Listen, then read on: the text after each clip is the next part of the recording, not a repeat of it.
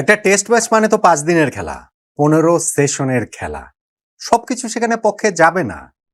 এটা না বোঝার কোনো কারণ নাই, কিন্তু তারপরও ডারউইন টেস্টের তৃতীয় দিনে ক্যামেরন গ্রিন যেভাবে বেঁচে গেলেন, ওই আফসোসটা কিছুতেই যাচ্ছে না। এইসব ক্রিকেটীয় আপ্তবাক্য বলে নিজেকে সান্ত্বনা দিতে পারছি না কোনো কারণেই। হ্যাঁ, পারছি না বলতে এখন পারছি না, পারবো। সে পারার তরিকাটা কি, কিভাবে আসলে সবকিছুই পক্ষে না গেলেও রেজাল্টটাকে পক্ষে নিয়ে আসা যায়। বাংলাদেশ এখন ডারউইন টেস্টের তৃতীয় দিন শেষে যে জায়গায় দাঁড়িয়ে অস্ট্রেলিয়াকে চেপে ধরার জন্য, অস্ট্রেলিয়ার মাটিতে অস্ট্রেলিয়াকে হারানোর জন্য আসলে ওইখানটাতে আমাদের কি করণীয়, সবগুলো মিলে একটু আলোচনা করতে চাই। বলছিলাম ওই আপ্তবাক্যের কথা, যে সব কিছু পক্ষে আসবে না। আমি একটা কথা প্রায় আপনাদেরকে বলি না, যে ক্রিকেট বা ফুটবল বা যে কোনো স্পোর্টস হচ্ছে গিয়ে জীবনের মতো। জীবনে যেমন সবকিছু পক্ষে আসে না, তেমনি ক্রিকেটেও সব পক্ষে আসে না। তারপরও কিছু কিছু আফসোস আমাদের জীবনে যেমন থেকে যায়, ক্রিকেটেও থেকে যায়। 43 রানে তিনি অপরাজিত, বাংলাদেশের গলার কাটা তিনি হয়ে আছেন, অনেক দিন ধরেই তিনি ফর্মে নেই। এই টেস্টেই কি তিনি ফর্মে ফিরে যান কিনা? পার্টনারশিপ একটা গড়ে তুলেছিলেন স্টিভেন স্মিথের সঙ্গে, স্মিথ আউট হওয়ার পর এখন আবার অ্যালেক্স ক্যারির সঙ্গে অসমাপ্ত জুটি রয়েছে, 43 রানে নট আউট রয়েছেন। ফলে এই ক্যামেরন গ্রিন ওই যে আউট হতে হতে বেঁচে গেলেন নিতান্তই বরাত জোরে, নিতান্তই ভাগ্যগুণে, সেইটা আমাদেরকে আফসোসে অবশ্যই অবশ্যই পড়াচ্ছে। তাসকিন আহমেদের ডেলিভারিটাতে তার ব্যাটের ইনসাইড এজ নিয়ে সেটি স্ট্যাম্পে লেগেছিল, স্ট্যাম্পে লেগে বলটা বাউন্ডারিতে চলে যায়, অথচ বেলসটা ফেলে দেয় না। এইটা ভাগ্য বলবেন না তো আসলে কোনটাকে ভাগ্য বলবেন? বাংলাদেশের জন্য এটা ভীষণ রকম দুর্ভাগ্য, অস্ট্রেলিয়ার জন্য এটা ভীষণ রকম সৌভাগ্য। দেন এগেন আমি যেটা বলছিলাম, যে ঠিক আছে সবকিছু তো আর পক্ষে যাবে না। স্টিভেন স্মিথ, যিনি টেস্ট ক্রিকেট ইতিহাসে সর্বকালের সর্বোচ্চ ক্যাচ ধরার রেকর্ডটা, 218টা টেস্ট ক্যাচ যিনি ধরেছেন, তিনি এই টেস্টে তো 2টা সহজ ক্যাচ ফেললেন। আচ্ছা ঠিক আছে, তানজিদ হাসান তামিমের ক্যাচটা না হয় একটুখানি কঠিন ছিল, তাসকিনের যে ক্যাচটা আজকে তিনি ফেললেন, এইটা 15 লেভেলেও এইসব ক্যাচ আসলে অহরহ ধরে, স্কুল ক্রিকেটে অহরহ এইসব ক্যাচ ধরা হয়। ফলে এটা হয়, ক্রিকেটে হয়ে যায় কোনো কোনো দিন, কোনো কোনো সময় কোনো কোনো ব্যাপার এরকম ঘটে যায়। বাংলাদেশের ক্ষেত্রে যেরকম হচ্ছে কি, আমাদের ইনিংসটা 428 রানের, আমরা মানে 426 রানে রয়েছে, 228 রানের লিড নিয়েছি, কিন্তু তারপরে আমাদের আফসোস থাকে না যে না, আমরা যদি আরো বেশি কিছু করতে পারতাম।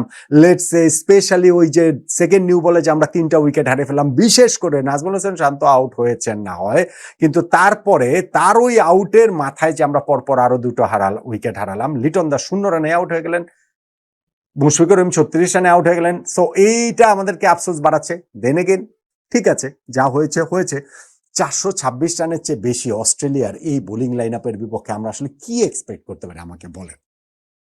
অস্ট্রেলিয়ার এই বোলিং লাইন আপে 4জন বোলার রয়েছেন, যাদের এই যে এই টেস্টের মধ্যে তো জশ হ্যাজেলউডের 300 গেল, ফলে ওই 4জন বোলারের এই 300+ টেস্ট উইকেট, টেস্ট ক্রিকেটের এই 150 বছরের ইতিহাসে ভাই কখনো কোন দলের একই লাইন আপে 4জন বোলার 300+ টেস্ট উইকেট নিয়ে টেস্ট ম্যাচ খেলেননি।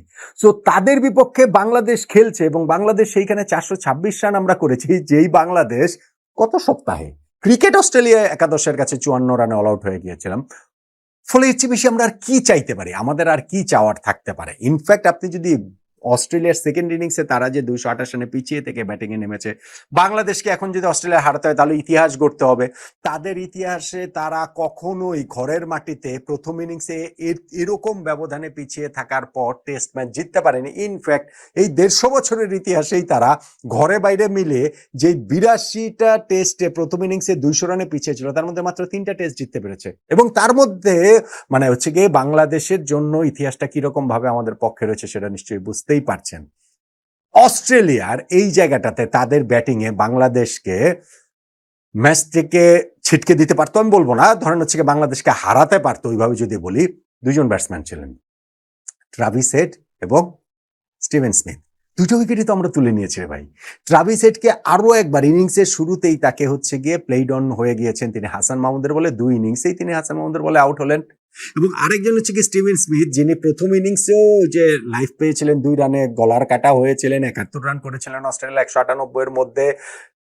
সেই স্টিভেন স্মিথ এই ইনিংসেও খুব ভালো শুরু করেছিলেন, 44 রানে পৌঁছে গিয়েছিলেন। এরপর মেহেদী হাসান মিরাজ তো তাকে যেভাবে কটেন বোল্ড করলেন, ঝাঁপিয়ে পড়ে ক্যাচ ধরে আউট করলেন। ফলে অস্ট্রেলিয়ার সবচেয়ে বড় 2টা বাধা তো আমরা দূর করে দিয়েছি। আমি সিরিয়াসলি মনে করি যে অস্ট্রেলিয়ার এই ব্যাটিং লাইন আপের এই 2জনই ছিলেন, ট্রাভিস হেড এবং স্টিভেন স্মিথ, যারা বাংলাদেশকে উল্টো চাপে ফেলে দিতে পারতো। হ্যাঁ, তার মানে এইটা না যে আমরা ম্যাচ জিতে গেছি, তার মানে এইটা না যে ওদের চেয়ে 67 রানে এগিয়ে রয়েছি, 4 উইকেটে 161 রানে অস্ট্রেলিয়া রয়েছে, ফলে আমরা এখন খুবই সুবিধাজনক অবস্থানে আছি, আমরা এই টেস্ট ম্যাচের জয়টা আমাদের জন্য একেবারে নিশ্চিন্ত না, ব্যাপারটা তেমন নয়। তবে যদি ট্রাভিস হেড কিংবা স্টিভেন স্মিথ থাকতেন, কাজটা আমাদের জন্য যতটা কঠিন হতো, আমাদের জন্য কাজটা এখন হয়তো ততটা কঠিন না। কঠিন যেটা সেটা হচ্ছে না উইকেট। উইকেট কিন্তু তৃতীয় দিনেও বেশ ভালো ছিল ব্যাটিং এর জন্য, প্রবাবলি সবচেয়ে ভালো ব্যাটিং কন্ডিশনে এই থার্ড ডের উইকেটটাতে ছিল। এবং ফোর্থ ডের শুরুতেও অস্ট্রেলিয়া তারা যদি ফার্স্ট সেশনটা নিজেদের করে নেয়, তখন কিন্তু বাংলাদেশ আবার উল্টা আমরা চাপে পড়ে যাব, কারণ ফোর্থ ইনিংস আমাদের ব্যাটিং করতে হবে না ভাই।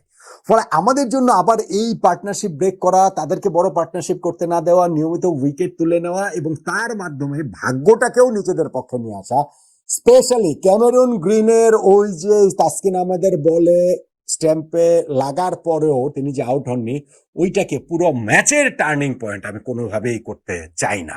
আমরা কেউই চাই না ওরকম কোনো কিছু হয়ে যাক। ফলে ভাগ্যটা ওই সময় আমাদের পক্ষে ছিল না, কিন্তু আমার পক্ষে নিয়ে আসার মতো বোলিংটাও আমরা যদি চতুর্থ দিন সকালবেলা স্পেশালি ফার্স্ট সেশনটাতে করতে পারি, তাহলে কিন্তু একটা অবিস্মরণীয় ব্যাপার ঘটে যাবে। অস্ট্রেলিয়ার মাটিতে অস্ট্রেলিয়াকে টেস্ট হারানোর মতো, ইতিহাস তৈরির মতো, রূপকথা লেখার মতো একটা জায়গায় বাংলাদেশ টিম চলে যেতে পারবে। সব কিছু টায়ে টায়ে যদি মিলে যায়, অত সহজ কি আর টেস্ট ম্যাচ, অত সহজ কি আর জীবন, অত সহজ কি আর জীবনে জয় পাওয়া, ঠিক তেমনি অত সহজ নয় টেস্ট ম্যাচেও জয় পাওয়া। ফলে এরকম নানান রকম প্রতিবন্ধকতা পেরিয়েই বাংলাদেশ একটা অবিস্মরণীয় মুহূর্তের সামনে দাঁড়িয়ে আছে। টেস্ট ক্রিকেটে আমাদের ২৬ বছরের ইতিহাসে সবচেয়ে সেরা জয়টার সামনে আমরা এখন দাঁড়িয়ে রয়েছি, এবং সেই পথে সবচেয়ে বড় যেই দুইটা কাটা ছিলেন অস্ট্রেলিয়ার ব্যাটিং এর হিসাব যদি আমি করি, ট্রাভিস হেড এবং স্টিভেন স্মিথের উইকেট দুটো আমরা তুলে নিয়েছি। ক্যামেরন গ্রিন লাকিলি এখনো টিকে রয়েছেন, তবে তার লাকটাকে যদি এইবার বাংলাদেশ চতুর্থ দিন সকালবেলায় আবার নিজেদের দিকে নিয়ে আসতে পারে, তার উইকেটটা তুলে নিতে পারে, জয়টা তখন আমাদের সঙ্গে স্পর্শের দূরত্বে, নিঃশ্বাসের দূরত্বে চলেই আসবে, নয় কি?